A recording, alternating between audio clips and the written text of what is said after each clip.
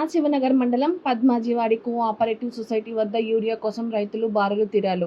వందలాది మంది రైతులు వరుస గ్రామంలో నిలబడ్డప్పటికీ యూరియా లభించలేదు. ఫోన్ యాప్ సరిగ్గా పనిచేయక రైతులకు అర్థం కాక గందరగోళ పరిస్థితి నెలకొంది. రైతులకు సరిపడా యూరియా ఇవ్వాలని రైతులు నిరసన తెలియజేశారు. మాజీ జెడ్పీటీసీ రాజేశ్వరరావు మాట్లాడుతూ కాంగ్రెస్ ప్రభుత్వం రైతు జీవితాలతో ఆటలాడుకుందని అన్నారు. దేశానికి అన్నం పెట్టే రైతు సరఫరా చేయలేక, పండించిన దానిని కొనలేక, రుణమాఫీ చేయలేక రైతు నడ్డి విరుస్తుందని ఆవేదన వ్యక్తపరిచారు. ఈ కార్యక్రమంలో వివిధ గ్రామాల రైతులు, వివిధ గ్రామాల రాజకీయ పార్టీ నాయకులు పాల్గొన్నారు. కాంగ్రెస్ ప్రభుత్వం ఇప్పటికైనా రైతుల వ్యవసాయం చేసుకోమంటదా, చేసుకోవద్దంటదా, మరి అన్నదాన ప్రకటించేదో నష్టపరిహారం ఇస్తే మరి రైతులు ఇంటి దగ్గర ప్రభుత్వానికి సిగ్గుండాలా? ప్రభుత్వం ఏంటంటే రైతులు ఎంత కష్టపడి పనిచేస్తే ఇవాళ మరి రాష్ట్రం కానీ అన్ని రకాలుగా పంటబడితేనే మరి ప్రజలు అభివృద్ధి చెందుతారనే విషయం రైతులు అభివృద్ధి చెందుతారు. 80% రైతులు వ్యవసాయం మీద ఆధారపడి బతుకుతారు. మరి అటువంటి వాళ్ళకు ఏమున్న ఇబ్బంది అన్ని మళ్ళా కొనుగోలు ఇబ్బంది, మక్కలు కొనుగోలు, జొన్నలు కొనుగోలు లేదు, ఏది ఇక్కడికి మాటలు చెప్పి కాలం వెళ్ళదీసుకుని తప్ప రైతులకు ఇబ్బంది చేస్తుంది. వాటి రైతు బంధు చేయలేదు.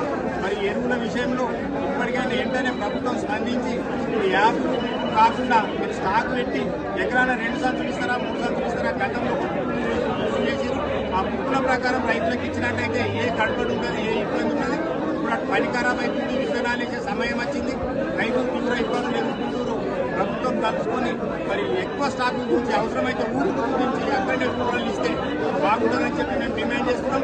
లేకపోతే కాంగ్రెస్ ప్రభుత్వానికి, కాంగ్రెస్ నాయకులను ఊరాలు అడుగు కూడా పెట్టనియము. మరి స్థానిక ఎమ్మెల్యే కూడా ఇప్పటికైనా పూర్తి తెచ్చుకొని రైతుల కోసం మరి మీరు ప్రభుత్వంతో కొట్లాడతారా, ముఖ్యమంత్రితో కొట్లాడతారా, రైతులకు అందుబాటులో యూరియా ఎరువులు, కాంప్లెక్స్ ఎరువులు కూడా ఇవాళ దిక్కులేవు. మరి దాన్ని కూడా రేటు పెంచారు. ప్రైవేట్ వ్యాపారస్తుల దగ్గర తప్ప సొసైటీలో కాంప్లెక్స్ ఎరువులు లేవు.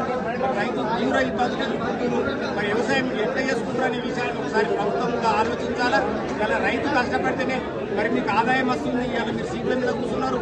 మరి రైతులు విస్మరిస్తే రైతు ఏడ్చిన రాజ్యం ఉండదట, ఎత్తేడ్చిన ఎవరు ఉండదనే శాస్త్రం లెక్క ప్రభుత్వం గుట్టగా లేకపోతుంది. ఇప్పటికైనా ప్రభుత్వం చేసి యాప్ను బంద్ చేసి మీరు ఇచ్చిన బుక్కుల ప్రకారం ఎకరాన 2 సంచులు ఇస్తారా, 1 సంచులు ఇస్తారా, ఖచ్చితంగా సొసైటీలలో మీరు సరఫరా చేసి రైతులను ఆదుకోవాలని చెప్పి మేము డిమాండ్ చేస్తున్నాం. జై తెలంగాణ.